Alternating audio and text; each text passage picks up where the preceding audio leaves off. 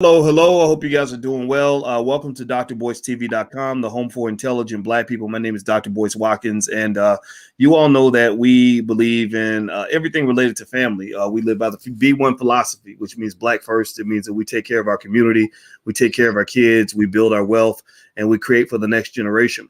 And one of the things that I have really been super enthusiastic about talking about lately is relationships. How do we relate to one another, and how do we find ways to have solid families? And I believe it's best to learn from people who've actually been able to pull that off, because it's not an easy thing. And so today, this special couple that I get a chance to speak with today is Mr. Tyrone and Mrs. Jackie Wright. And they are stars in the new film that Tiara KJ Williams just directed, called Til Death Do Us Part, which is part of the Black Love Blueprint series. And without further ado, I'd like to ask Mr. and Mrs. Wright, how are you doing today? We're doing good. Good to be here. Doing well. We're happy about being here, Dr. All right. Well, we're glad to have you. So good to talk to you. And now let me ask you this: what state do you live in? What city and state, if I may ask? We're in San Antonio, Texas. All right, San Antonio, Texas. Okay. And how long have you been married? 33 years as of Sunday. 33 years. Now let me do the math. Now, first of all, I'm gonna ask everybody in the chat.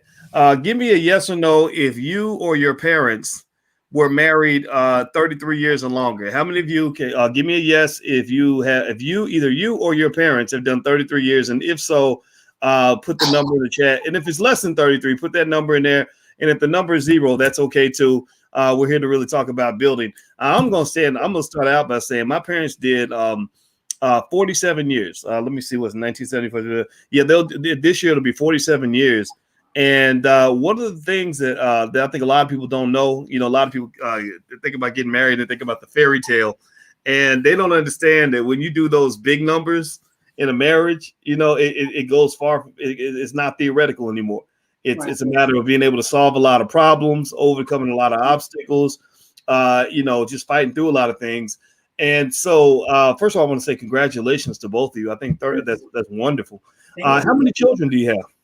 We have three sons. Actually, one of our sons, our youngest son, passed away in 2019. Well, yeah, I did read about that. What was your son's name? Joshua. And can I ask? May I ask what happened, or is that private? He had type 1 diabetes, and he ended up with a virus, and he was sicker than he actually knew. He thought he was. He thought he just had a stomach virus, but his liver actually failed, and he went to sleep. Oh wow! Well, I'm very sorry about that, and that was one of the things that when Tiara KJ Williams was telling me about your story, she mentioned what happened to your son, and that the one of the things that she was really impressed with was that your marriage was able to endure something like that, which is an unspeakable tragedy. My wife works as a couples counselor, and she says that losing a child is one of the toughest things that a couple can go through. Would you agree with that? Absolutely. 100%. And statistically, as you all know, normally marriages don't last after the loss of a child. Of course, Josh was 23, and he was really just a phenomenal young man. Owned business, lived in his own apartment, graduating UTSA, the University of Texas here at San Antonio. Just phenomenal. So yeah, but we were able to make it through the crises, and it's not that we're fully at the plateau, which we'll probably never get there, but we're working every day as a work, moving forward, not moving on, but moving forward, and that's what we've decided to do as a couple. Wow. Well, he sounds like a fine young man, and I'm just a believer that nobody's ever gone. Like when you really love somebody, they never go, they never leave. At least my experience, I can't even. I'm not going to sit and get choked up, but I because my wife makes fun of me for being an empath, because I feel things, and I really believe, I'm convinced, there's nobody in my life that's ever really gone. They just moved to another place, and they're always with me. Right. So let's move to something a little further back then. You got married, and let's see what year. I'm trying to do 21 minus 33. When did you get married? 1988. 88. Okay, so 88. Okay, so that was almost back when Dougie Fresh was a teenager. Yeah, yes, sir. Yeah. So that's a while back. All right, and how did you meet? In high school, we high school sweethearts. Really? 10th grade science class, right?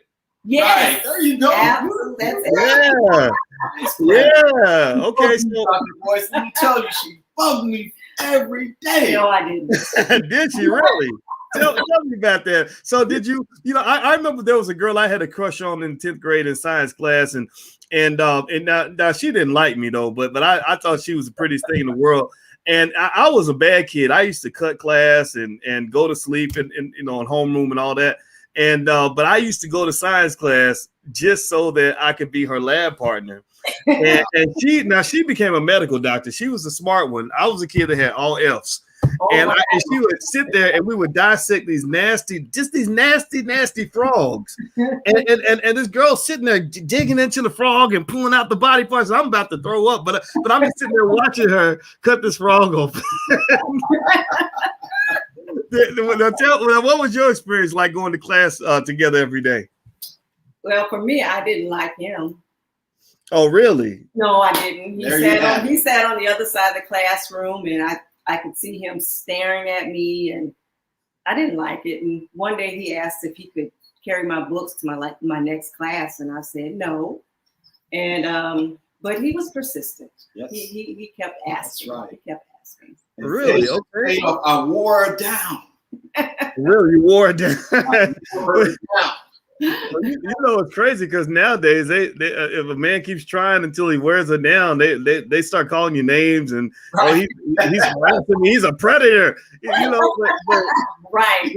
Back then persistence got rewarded, So that's awesome. So you two began to date in the 10th grade. Now in the 10th grade, did you think that 33 years later you'd be telling, or more than 33 years later, do you think that you'd be sitting here telling the story you're telling right now?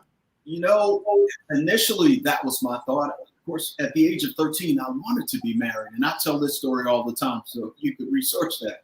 I wanted to be married, and I think because of the choices we made in high school, having a baby, our first son, before we were married, and my desire was to be married to Jackie, and it didn't pan out that way initially. Mm-hmm. And Jackie will tell that story. She may have told that story in the video, but my goal was to always be married. And I think God had already shown me, this is your wife for life. This is the woman who I've called you to cleave with, and not to leave, but to cleave. Yeah. But I didn't have a desire to be married. I didn't have that goal in mind. I wanted to join the military and just travel the world. That was my plan, but it wasn't God's plan. And like my husband said, we had our first child while we were still in high school, and we kind of went on our own paths after that. And I remember when he left, he joined the military, and he was stationed in Germany, and we were just friends still at the same time. And I wanted to be with him. My heart wanted to be with him. And so I remember my mom telling me, if you believe he's supposed to be your husband, then you pray for him. And that's what I did. And that's what I did. And maybe a year and a half later, he proposed. And I said yes. Wow. Everybody who just came in, I'm speaking with Mr. Tyrone and Mrs. Jackie Wright. And they are the stars of the new film by Tiara KJ Williams called Til Death Do Us Part. And the film features six Black couples that have been married over 30 years. And we've been working on this movie project for 2 years. And we decided that we did not want to charge anyone money to see this movie. We are letting you watch it for free. You just got to join us live Thursday night. Register at blackmovienight.net. That's blackmovienight.net. URL's on the screen. after we showed this segment of the film, we broke it into 6 pieces over 6 weeks. So this is week 2. After we watch the Wrights segment of the film, the Wrights will come in. Tiara, the director, will come in. Also, Dr. Alicia, my wife, who's a couples counselor, will come in. And we're really trying to figure out the love formulas that can rebuild our families. So we lost a lot over the last 30 years as a community, and our goal is to help us figure out how to get some of that back. But it's for people that have that mindset. So if you fit in that category, then this is a place for you. So love is what we believe in, because love is the key to wealth, strength, power, everything else that we want to have as a people. So with that said, let me ask this. First of all, what branch of the military were you both in? Sir, well, I was in the military. We always refer to it as we were in the military, because she was there for 24 of the 25 years, 7 months, and 28 days. So, okay. Army. Okay, great. Thank you for your service. Thank you. My father was in the Army. He went to Vietnam, Okay. and and I spent a lot of years watching him work with that, deal with that. I don't think that we give enough respect to. I don't think most of our people understand the sacrifice that veterans make, and I think that should be said because anybody that has something to say about soldiers probably isn't the kind of person that will put their life on the line for anything. So somebody who puts their life on the line to protect me and my freedom, or whatever you want to call this, I want to say thank you to that, because I honor that. But what I'll say is it sounds to me like so with the 33 years you were together, it sounds like you learned a way of thinking, that there was something implanted in each of you at an early age that led you to say something that a lot of us don't say. Think about it. I mean, a lot of people get to 19, 20, 22, 23 years old and they say, well, why would I get married? That's crazy. And this is not me telling anybody to get married or not to. But I'd like to know, where did you learn that? I'll start with you, Mrs. Wright, and then you, Mr. Wright. What blueprint did you see? Did you see where your parents married a long time, maybe grandparents? What led you to say this man should be my husband? Or because you could have said, I want him to be the best baby daddy ever, or I want to find a new baby daddy. Like, you could have did that, right? But you said, I'm praying for a husband. Now, what was that led you to think that way, if I may ask? Well, I contribute it to my grandparents, as you said. Yes, I saw them married and living together for a long time. My parents I saw both my parents in their home together. So I love that feeling of family.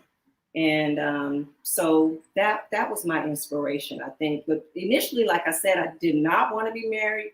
But once we connected, me and my husband, I felt like I do.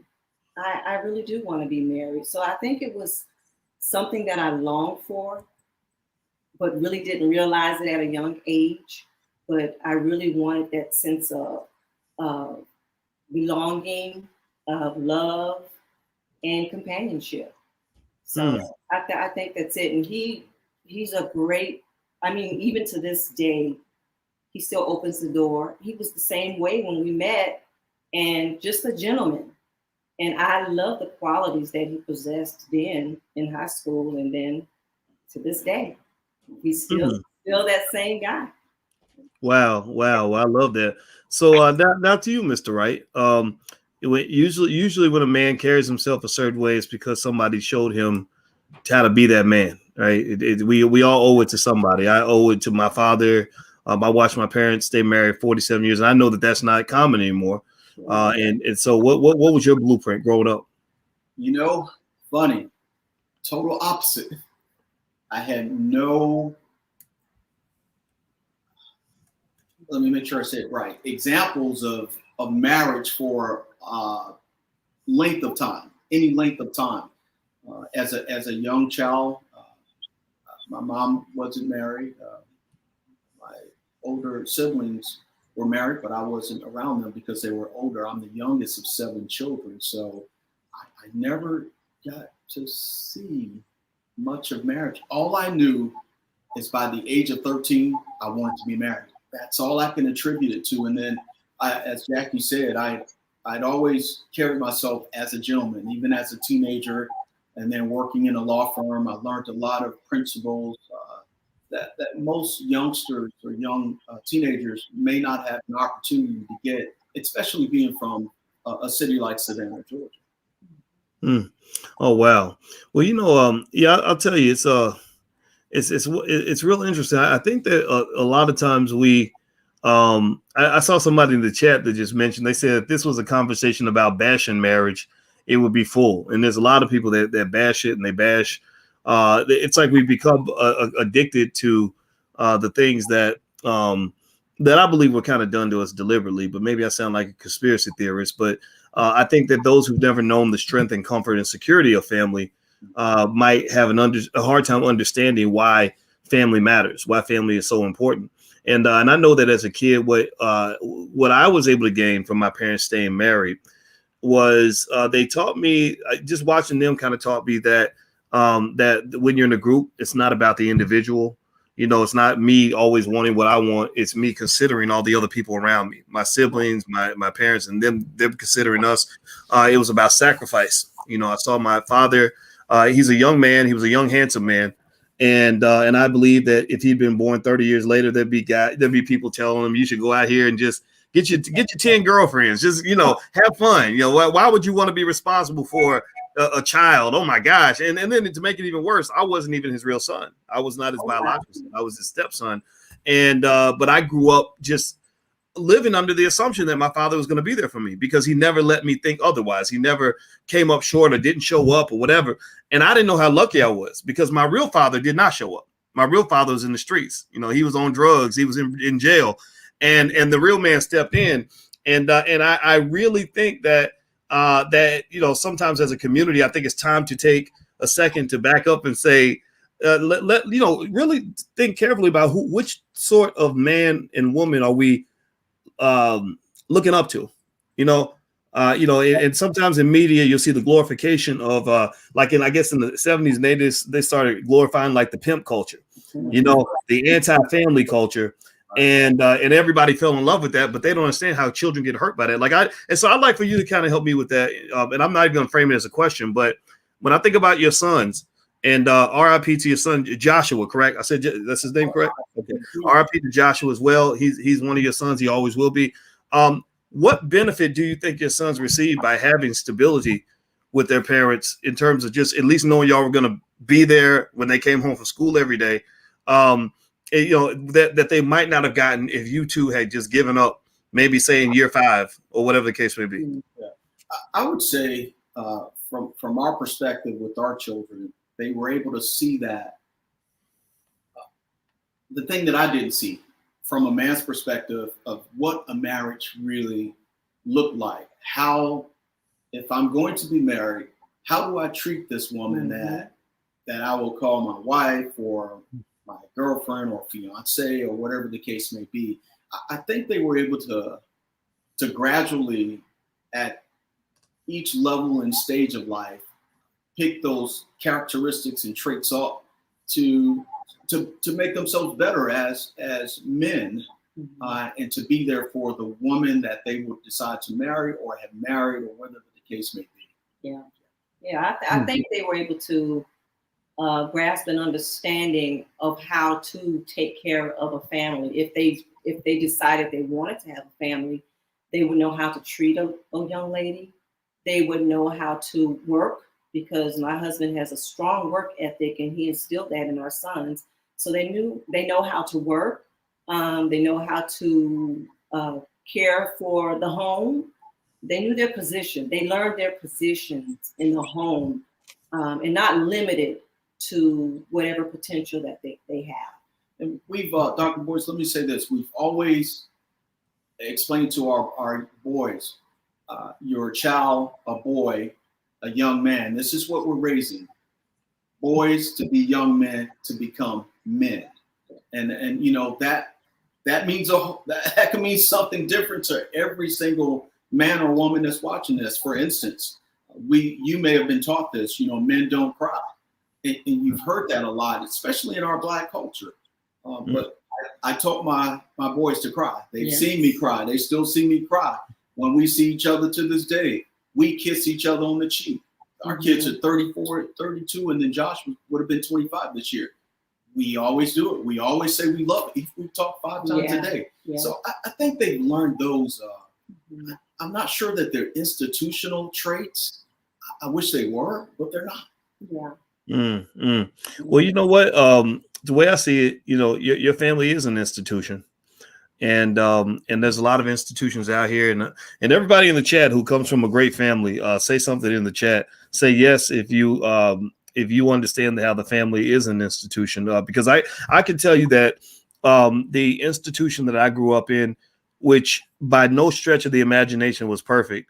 I mean, my Lord, I wish I could list all the things my parents had to go through to stay married 47 years. I have so much admiration for their determination. I asked my daddy, and I really think that there's something about people make fun of Black folks from the South, but there's something about, my folks from the South where there's just a sturdiness in terms of conviction. Just my dad he didn't care if you liked it or didn't like it. He was going to be who he was going to be, and that was it. And this is our household. This is how we're going to do stuff. We don't care what so-and-so is doing down the street. We ain't out here trying to be politically correct. My dad, just kind of had and my mother too. They just had a commitment to each other and a commitment to the institution that provided a type of security and stability that I think a lot of folks don't always appreciate. So, in fact, that was one of the reasons why we wanted to talk to couples like you. It's to show that, because to me, as far as I'm concerned, people like you are superstars. You're the Ruby D, Ozzie Davis that we can look to and just kind of say, okay, there they are. There's mama and daddy. It might not be my mama and my daddy, but that's our mom and dad. Those are it sounds like we're all close to the same age, not too far apart, but you get what I'm saying, right? Sure. Like, and that is so important because when you don't have that, you have a lot of chaos. Yes. You have so many terrible things that happen to children just from the basic idea of just not having a father there for protection. A lot of bad things can happen from that. I can think about a lot of terrible things that would have happened in our household if my father had not been there to lay down certain laws and my mother had not been there to play her role as the queen of the household. Right. So let me ask you this. So last question.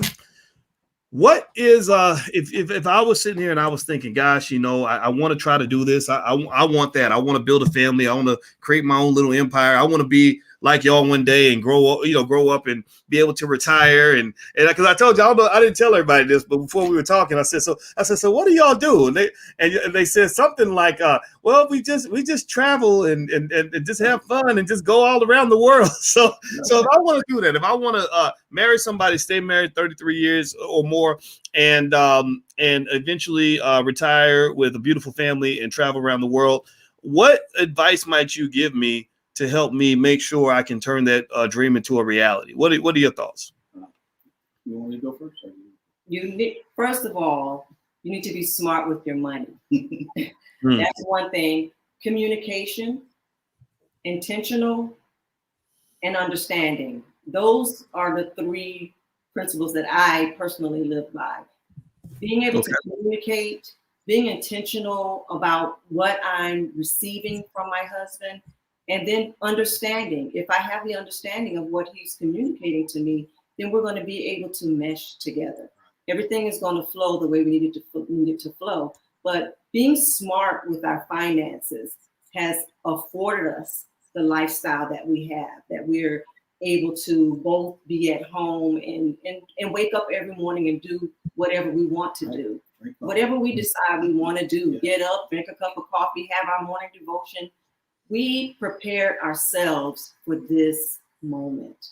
We did. So I think being intentional about your saving and how you manage your monies and your finances, you can make it. Certainly. Okay. I totally, I actually concur and agree with everything Jackie said. But one of the things I certainly want your audience to hear, and those who will be watching this at another time or even now, it's not easy. I could tell you at least 3 times Jackie said, I'm leaving. So if that's what they're wanting to hear, oftentimes, they need to hear that. This takes, I believe your wife said it or you said last week, you have to do the work. Yes. In order to be able to do the things that we feel blessed and humbled and honored to be able to do at the age of 52, by the way, that's our age. it takes a lot of work. Yeah. It's not easy. We've had some, certainly a lot of challenges here, more so even now in these last 2 years or so. It's really been challenging. But prior to that, when you're young, 18 and 19 years old, married, that's a lot. I didn't even know myself. Right. So how do you get to this place? It takes what Jackie has said, intentionality. It takes a level of communicating, and communication, Dr. Boyce, and your wife will be able to tell us this. It's a message, it's a sender, it's a receiver. Then there's feedback, and somewhere in the middle, all that feedback stuff, there's the white or there's the noise. Yeah. We have a lot of noise. Yeah. Oh my goodness. Wow. Not from family, internal. So sometimes you're your worst enemies, your worst own enemies. Yeah. And I think we were that until we learned the big C. Learn to communicate. It's not just coming home saying, "Hey, my day was good. Bye," and sitting down and watching TV. I had to learn that as a man, because if I never took that preface and took that space in that place, we would have never been able to get to some level of reasonable matrimony that works, and it keeps you not happy, because that's positional, but giving you a sense of joy. And joy, it could be good, but it could be taken away. So, but we were able to get that. And again, we're not certainly not sitting here saying that we don't have disagreements, because we do. Yeah, well, I think it seems like there's an awkwardness. At least I know that there's an awkwardness whenever you're celebrated for your success, at least for me anyway. Because I believe most people that have achieved some type of success in a certain area, they know that they're not perfect, and they know that it's like sometimes when people say, "Oh, you just got it all together, way to go, brother." I'm sitting there thinking, if you only knew how I'm holding it together. I feel like Naomi Osaka. But I'm not gonna walk off the tennis court now. God bless her, but no, I'm not gonna walk off the tennis court. But a lot of times, people that accomplish anything, it's not like it's just some easy ice skate to the top. It's just that at least for me, I've always felt like, look, I want to show up for myself, and I want to. I'm not trying to sit around here and just be happy all the time, because if I want to be happy all the time, I'd be let's see, what would I be doing? Maybe I heard crack makes you happy. Maybe I could be in a crack house. Crackheads are happy in the crack house. Maybe I'd be I don't know, in the casino and gambling away all my money and eating all the unhealthy food I can find. That'll keep you happy all the time, right? So when people say, well, I wasn't happy, or you should always be happy, I don't believe that. I think that you earn your happiness. Sure. You say, okay, I'm struggling a little bit, but I'm going to have some extra happiness at the end of the rainbow, because I will pay the price to build the thing that I want to build. Right. Yeah. And whether that's talking about a relationship or talking about losing weight, believe me, I'm going to tell you, I was real happy when I lost 40, 50 pounds running marathons and stuff with my wife. But I was unhappy about 80, 90% of the time when I was on that road. I was never happy running marathons, but I was very happy crossing the finish line. Right. And that's what I think that's what young folks have to understand. Like, this idea of always being happy. Who told you that life is supposed to be like that? Exactly.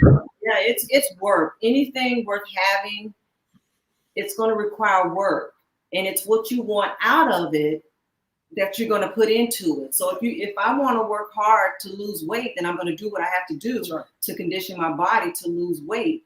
So if I want this marriage to last, I'm going to have to put in what it takes to make this marriage and this love last. And so I've been willing to do that. The work, like you said, it's not easy. It's not easy. It's a learning process, and it's a growing curve. So you got to figure out what it is that I must do for him to keep him satisfied. So we have to come up with creative ways to do that. And I think a lot of people they throw in the towel too early because they don't want to do the work. It requires work. Even with 33 years under our belt, it's still work. But it's worth it. Yeah. But it's worth it. I was talking to someone, I don't know if it was maybe earlier this week, and we were talking about, marriage and sickness. So I thought about Till Death Do Us Part and sickness and in health. And someone said that they knew a friend when his wife was diagnosed with cancer. The husband left. So in 2007, I went to the hospital. And I can only think about this. And these are where my tears really come in at a lot as a part of who I am. I had a surgery, appendectomy, and it didn't go the way it should have.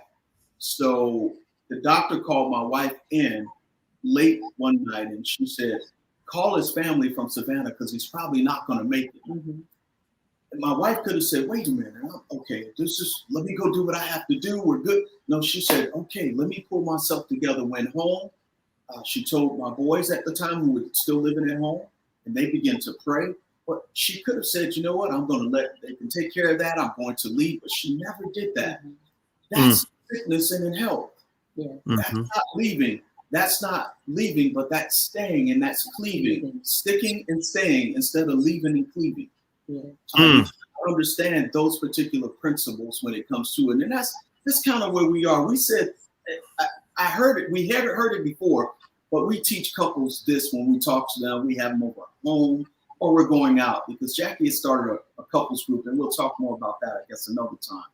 But we said, for better or worse, or for this reason, will a man leave his mother and father to cleave with his wife, and the two shall become what? One. And the question is always, which one are we going to become?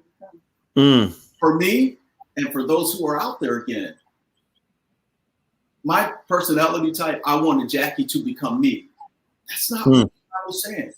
Because now what I really wanted her to do, take on my characteristics, take on my traits, take on my regiment and my rudiment type style of living and lose your identity. And that's what she was talking about. She lost it. She had to find her identity, lose her identity and become my identity. And now you don't have a true person anymore. You have someone who is what? An imposter. How about that? She's living a life that's not for real. That's what I want her to do. And if I could say that to any couple, don't try to make one person come you or you become them. Be the personality that you are and figure out what merges together to make it work. Not 5 years, Dr. Watkins. That's not 7 years. We didn't get that till later in life. Absolutely. Wow. And you got it. And everybody that's listening to you, which I hope people are, they're going to get it now, and I think that's the best part. It's the ability to get it now so that you don't, so you don't end up losing something valuable because you didn't want to get it. And I just love it. I think it's great. And I can identify 100% with, I think that I know that when what happens, it seems like, I don't know if it happens to other men, but for me, I remember when I got to the point where I started realizing I wasn't 25 anymore and things happen and you have to go to the doctor and get emergency procedures done and stuff like that. It really provides comfort knowing that you got that person right there that really cares about you, that's going to make sure you're okay. I had a procedure and I was passed out and all these things were happening. I didn't wake up. I didn't know till I woke up that my life, that I was this close to not waking up. And I found out that while I was asleep, while I was out, I want everybody to pay attention now. I found out that while I was asleep, I had an angel fighting for me, who was out in there yelling, screaming, hollering at the doctors, saying, what's going on? No, we did, and that's something that I think hopefully will help people understand the importance of having a teammate in life. I think of my wife as, among other things, as a great teammate, and I enjoy being a great teammate for her. And as a result, the best part is that we know that our children are provided for, protected, and balanced by that. So I applaud you and your beautiful family, and I want everybody to know that that this couple, they are movie stars. This is Tyrone and Jackie Wright. They are in the new film by Tiara KJ Williams called Til Death Do Us Part, which is an extension of the Black Love Blueprint series. This is a series of films we've made over the last 5 or 6 years, because I told y'all we were going to build a Black-owned movie industry, and we've been doing it. Our films have been seen by millions of people, and this is the latest installment. You do not have to pay a nickel to watch this movie. This is free to the community. We paid for it with our own money. We didn't use no white man money, no corporate money, no government, nobody. We did this ourselves. So I hope you will applaud for something that is Black owned and Black built, and it's positive for our community. So if you'd like to watch the film, you'd like to meet the Wrights, and also we've decided to make the film into basically a relationship class for those of y'all that want to know how to do it right and learn from people that actually have done it, not people that just know how to talk a good game. These are people that actually have the resume to show it. Join us Thursday night, 8:00 p.m. at blackmovienight.net. That's the URL where you can watch the film for free. So just go register, blackmovienight.net. So I hope you'll join me, everybody, in saying thank you to Mr. and Mrs. Wright. Everybody type thank you in the chat. I say thank you because I love it when there are people that just kind of get it. You know, and there's millions of you out there. We're not the only ones, right? But I really want to encourage everybody and also say thank you just for the fact that I know that I say thank you for your sons. You know, I think that they, I assume that they've communicated it to you, that I imagine how much they appreciate just kind of knowing, like, okay, mama's going to be there, daddy's going to be there. Yeah. Daddy's solid. He's going to come through for me. Mama's going to love me. And my heart goes out to the kids that didn't have that. And I told you all I didn't have that from my biological father. I spent my whole life not even knowing what it really felt like to have a man that was like biologically related to me. You know, it affected me in a lot of ways psychologically. On one hand, it gave me extreme appreciation for the man that stepped in, because I was thinking, my Lord, what would have happened to me if he hadn't stepped in? And then also it kind of made me reflect. You know, when my father died, people told me my biological father died. I had no reaction. Wow. I literally, my only reaction was, oh, huh. How did that happen? It was kind of like that. It wasn't like, you know, and I just said that it ain't supposed to be like that. You know? Right. It's supposed to be that way. It felt like a part was missing, and I want to say, you know, as a teenager, I found my biological father. Yeah. So I actually went out and we developed a relationship for 25 years until he passed away, and then my stepmother, who I called mom, she just passed away a month ago. Mm-hmm. So we still had a relationship. So I felt as a teenager, part of me was perhaps missing. That's why I went out to seek out my father. And that relationship turned into something that became a jewel. And I'm so grateful. I'm really grateful that I was able to do that. Yeah. Wow. I'm very happy for you. I think that's, you know, wow, that's a heck of a story. And I congratulate you. And I really enjoy talking to you. And I just like smart Black people, you know, and I hope you enjoy your vacations. Are you going to take any trips anytime soon? Well, we'll be in Georgia for a wedding the beginning of August. So we'll do 3 days in Georgia and come back and then decide what we want to do next. Waiting for COVID to completely die down. Me too. Yeah. I want to get on the plane and go somewhere far away, and COVID's making it hard to do that. Yeah, well, God bless you both, and I look forward to seeing you all Thursday night, and I appreciate your participation in the project. So many people are going to benefit from your story, and God bless you both. Thank you. Thank you so much, Dr. Woods. Appreciate it. Thank you. Absolutely. All right, and also everybody watching, thank you for hanging out with us, and don't forget that if you want to watch the new movie, it's called Til Death Do Us Part. It's part of the Black Love Blueprint series, directed by Tiara KJ Williams. We broke the film into 6 pieces. You can watch them all for free. We're on week 2, so you could watch it for free. Just join us live Thursday night at 8 o'clock. That's when we're doing the red carpet. It's a 6-week red carpet for the film, and the whole community, the whole world is invited for free. So bring your family, and we do Black Movie Night just as a fun time for us to not just entertain ourselves, but to just become better people and to build a better community. So thank you to everybody who's there. God bless all of you, and have a wonderful day. Thank you very much. Bye-bye.